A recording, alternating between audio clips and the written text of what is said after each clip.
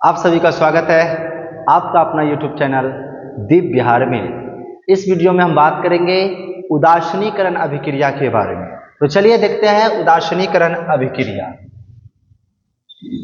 उदासीनीकरण अभिक्रिया उदासीनीकरण अभिक्रिया जिसको इंग्लिश में बोलते हैं न्यूट्रलाइजेशन। क्या बोलते हैं? न्यूट्रलाइजेशन रिएक्शन के नाम से जानते हैं। तो देखिए, उदासीनीकरण अभिक्रिया जिसको इंग्लिश में न्यूट्रलाइजेशन रिएक्शन के नाम से जानते हैं। तो देखिए, उदासीनीकरण अभिक्रिया क्या है भाई? तो एक प्रकार का रासायनिक अभिक्रिया। आप ये भी कह सकते हो कि रासायनिक अभिक्रिया का एक प्रकार है। तो इस उदासीनीकरण अभिक्रिया में होता क्या है, इस रिएक्शन में होता क्या है? तो देखिए, आपको ध्यान रखना है, याद रखना है, वैसी रासायनिक अभिक्रिया जिसमें कोई अम्ल किसी भस्म के साथ, वैसी रासायनिक अभिक्रिया जिसमें कोई अम्ल किसी भस्म के साथ अभिक्रिया करके लवण और जल बनाता है। क्या बनाता है? लवण और जल बनाता है। तो इस प्रकार की अभिक्रिया को उदासीनीकरण अभिक्रिया के नाम से जानते हैं। जैसे अगर इसका हम परिभाषा लिखने की बात करें तो लिखेंगे कि वैसी रासायनिक अभिक्रिया, वैसी रासायनिक अभिक्रिया जिसमें, वैसी रासायनिक अभिक्रिया जिसमें कोई अम्ल, अब इसके बारे में हम बढ़िया से बताएंगे, जिसमें कोई अम्ल किसी भस्म के साथ अभिक्रिया करके, ठीक है, किसी भस्म के साथ अभिक्रिया करके लवण और जल बनाता है, लवण और जल बनाता है, याद रखिएगा, ठीक है। देखिए, तो यहां पे कह रहा है वैसी रासायनिक अभिक्रिया जिसमें कोई अम्ल किसी भस्म के साथ अभिक्रिया करके क्या बनाता है? लवण और जल बनाता है। तो इस अभिक्रिया को हम लोग क्या कहते हैं? उदासीनीकरण अभिक्रिया, या इसी को न्यूट्रलाइजेशन रिएक्शन के नाम से जानते हैं। तो आपसे ऐसे भी पूछा जा सकता है कि उदासीनीकरण अभिक्रिया में क्या बनता है? तो लवण और जल बनता है। अब यहाँ पे ध्यान देखिए, अम्ल किसको कहेंगे, भस्म किसको कहेंगे, ये भी आपको समझना है। जैसे हम अम्ल की बात कर लेते हैं, किसकी बात कर लेते हैं? अम्ल की बात कर लेते हैं। तो कैसे पहचानेंगे कि कोई अम्ल है? तो किसी यौगिक में, याद रखिएगा, किसी यौगिक में अगर पहले हाइड्रोजन लगा हुआ है, H लगा हुआ है, और प्लस में उसका अंतिम भाग क्या होना चाहिए? मूलक होना चाहिए। क्या होना चाहिए? मूलक होना चाहिए। जैसे क्लोराइड है, ब्रोमाइड है, क्लोराइड है, आयोडाइड है, सल्फेट है, कार्बोनेट है, बाइकार्बोनेट है, नाइट्रेट है। तो ये सभी तो अलग अलग प्रकार का मूलक हो गया ना। तो उसके याद रखना कि अम्ल का पहचानने का नियम है कि उस यौगिक में पहला क्या लगा होना चाहिए? H, हाइड्रोजन लगा होना चाहिए, और अंत में क्या लगा होना चाहिए? मूलक लगा होना चाहिए। तो वो यौगिक आपका क्या कहलाता है? अम्ल कहलाता है। उसके बाद भस्म की चर्चा कर लेते हैं। तो भस्म या क्षार किसको बोलते हैं? तो किसी यौगिक में, याद रखिएगा, OH लगा होता है अंत में क्या लगा होता है? OH लगा होता है, ठीक है। तो अगर हम भस्म की बात कर लेते हैं तो पहला क्या होना चाहिए? धातु होना चाहिए। पहला क्या होना चाहिए? उस यौगिक में पहला तत्व धातु होना चाहिए, और दूसरा तत्व किस रूप में होना चाहिए? दूसरा पदार्थ, तो याद रखना है OH के रूप में। किस रूप में होना चाहिए? OH के रूप में। जैसे देखिए, यहाँ पे हमने लिख दिया HCl, तो यहाँ पे इस यौगिक में अंतिम में Cl है, Cl से मतलब क्लोराइड, तो ये एक मूलक हो गया, और इससे पहले H लगा हुआ है, तो ये आपका अम्ल हो गया। अब भस्म की बात करते हैं, तो पहला क्या होना चाहिए? धातु होना चाहिए। चलिए, हमने यहाँ पे लिख लिया सोडियम, Na, तो Na सोडियम क्या है? धातु है, और अंत में क्या है? OH, तो ये आपका क्या हो गया? NaOH, ये हो गया आपका भस्म। तो इस तरीके से आपने अम्ल और भस्म के बारे में जान लिया। अब हम इस रिएक्शन में देखेंगे कि वैसी रासायनिक अभिक्रिया जिसमें कोई अम्ल किसी भस्म के साथ अभिक्रिया करता है तो क्या बनाता है? लवण और जल बनाता है। एकदम सिंपल रिएक्शन है, याद रखिएगा। इसको आप लोग नोट कर लीजिएगा, ये आपके एग्जाम के दृष्टिकोण से काफी इंपॉर्टेंट है। चलिए, हम यहाँ पे जो है आपको एग्जाम्पल के माध्यम से समझाते हैं। चलिए, हम यहाँ पे एक एग्जाम्पल लेते हैं। इसमें क्या पढ़े थे? अम्ल भस्म के साथ अभिक्रिया करता है। तो हमने एक अम्ल ले लिया जिसका नाम है HCl, हाइड्रोजन क्लोराइड, उसके बाद एक भस्म ले लिया NaOH। अब दोनों को रिएक्शन कराएंगे तो क्या बनेगा भाई, लवण और जल बनेगा। क्या बनेगा, लवण और जल। तो जल का सूत्र तो जानते हैं, तो आप क्या कीजिए, इसमें जो है जल का सूत्र पहले लिख दीजिए, ठीक है, याद रखिए। थोड़ा इधर करके लिखते हैं ताकि और बढ़िया से इधर लिख सकेंगे। तो देखिए हम जान रहे हैं कि कोई अम्ल किसी भस्म के साथ अभिक्रिया करता है, तो यहाँ पे अम्ल कौन है, ये है, भस्म कौन है, ये है। तो अम्ल भस्म के साथ अभिक्रिया करेगा तो क्या बनेगा, लवण और जल। तो जल को चलिए हमने बना दिया, H2O बना दिया, लेकिन लवण को भी तो बनाना है। तो लवण कैसे बनेगा, अब ये याद रख लेना है, एकदम सिंपल आपको हम समझा रहे हैं।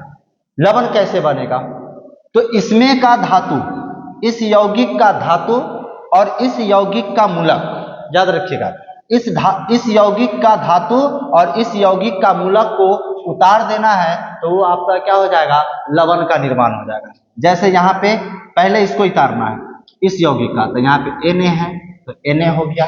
अब इसमें मूलक कौन है भाई, तो Cl है तो Cl हो गया। तो ये आपका हो गया सोडियम क्लोराइड लवण। सोडियम क्लोराइड क्या बन गया, लवण, और ये यहाँ पे क्या बन गया, जल बन गया। अब आप यौगिक चेक कर लीजिएगा कि सोडियम क्लोराइड सही लिखा हुआ है कि नहीं लिखा हुआ है। तो आप लोग संयोजकता अगर आपको जिनको भी मालूम होगा, आता होगा, ठीक है, तो वो अपना यौगिक चेक कर लीजिएगा कि सही है कि गलत है। तो ये आपका सही है। चलिए तो देखिए किस प्रकार से अम्ल और भस्म आपस में अभिक्रिया किया और क्या बनाया, लवण और जल बनाया। लवण कैसे बनेगा फिर से समझा रहे हैं, दूसरे यौगिक का धातु होना चाहिए, दूसरे यौगिक का धातु पहले होना चाहिए और पहले यौगिक का क्या होना चाहिए, मूलक होना चाहिए। तो ये मूलक हो गया, तो ये बन गया लवण और प्लस में जल। तो इस तरीके से आपको जो है ध्यान में रखना है। चलिए एक और एग्जाम्पल के माध्यम से हम समझाते हैं, लेकिन उससे पहले याद रखिएगा कि इस अभिक्रिया में अम्ल और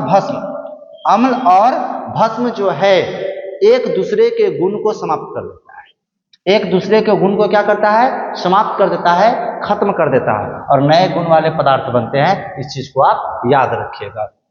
अब इसका जैसे HCl है तो इसका नाम क्या हो जाएगा, हाइड्रोजन क्लोराइड। इसका नाम क्या हो जाएगा आपका, हाइड्रोजन क्लोराइड हो जाएगा। इसी को हाइड्रोक्लोरिक अम्ल के भी नाम से जानते हैं। NaOH है तो इसका नाम क्या हो जाएगा भाई, तो सोडियम हाइड्रोक्साइड हो जाएगा। इसका नाम क्या हो जाएगा, सोडियम हाइड्रोक्साइड हो जाएगा। या इसी को हम लोग कास्टिक सोडा भी कहते हैं। क्या कहते हैं, कास्टिक सोडा के भी नाम से जानते हैं। चलिए अब ये है NaCl, तो ये हो गया आपका सोडियम क्लोराइड और वो हो गया जल। तो आपने एक एग्जाम्पल समझ लिया। अब हम लोग आइए दूसरे एग्जाम्पल के माध्यम से आपको फिर जो है समझाने का प्रयास करते हैं। चलिए हमने यहाँ पर एक अम्ल लिया जिसका नाम है H2SO4। क्या है, H2SO4। ये आपका अम्ल है, सल्फ्यूरिक अम्ल है। इसका क्या नाम है, याद रखना, सल्फ्यूरिक अम्ल। क्या चीज है, सल्फ्यूरिक अम्ल है, या इसी को आप बोल सकते हैं हाइड्रोजन सल्फेट। हाइड्रोजन सल्फेट तो ऑलरेडी है ही, हाइड्रोजन सल्फेट। तो H2SO4 हाइड्रोजन सल्फेट कहिए या सल्फ्यूरिक अम्ल कहिए। चलिए तो हमने ये अम्ल ले लिया।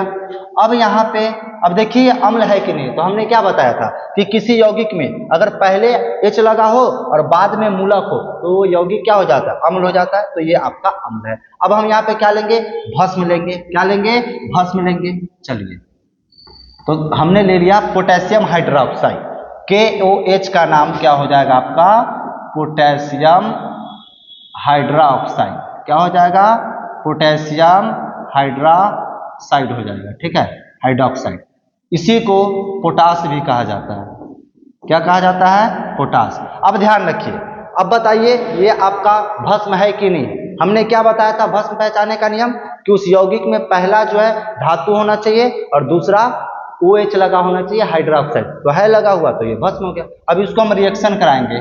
तो देखिए सबसे पहले तो हमको ये याद रखना है कि अम्ल और भस्म अभिक्रिया करता है आपस में, तो लवण और जल बनता है। तो चलिए हमने पहले जल को बना दिया, पहले किसको बना दिया, जल को बना दिया, राइट। चलिए अब हमको लवण बनाना है। तो लवण बनाने के लिए हम क्या कहते हैं कि दूसरे यौगिक का पहला धातु यानी पहला तत्व, तो इसमें कौन है, के है, तो के उतार दिए। उसके बाद हमने क्या बताया था लवण बनाने के लिए कि पहला यौगिक का मूलक, पहला यौगिक का मूलक, तो इसमें मूलक कौन है, SO4, SO 4 लिख दिए।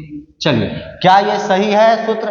नहीं है सही, क्योंकि जब आप पोटेशियम सल्फेट का सूत्र लिखिएगा तो यहाँ पे 2 लगेगा, क्योंकि यौगिक लिखने के समय आपको पता होगा कि इसका संयोजकता इस पे जाता है, इसका संयोजकता इस पे जाता है। तो पोटेशियम का संयोजकता 1 है तो सल्फेट पे चला गया, कोई फर्क नहीं पड़ने वाला 1 से।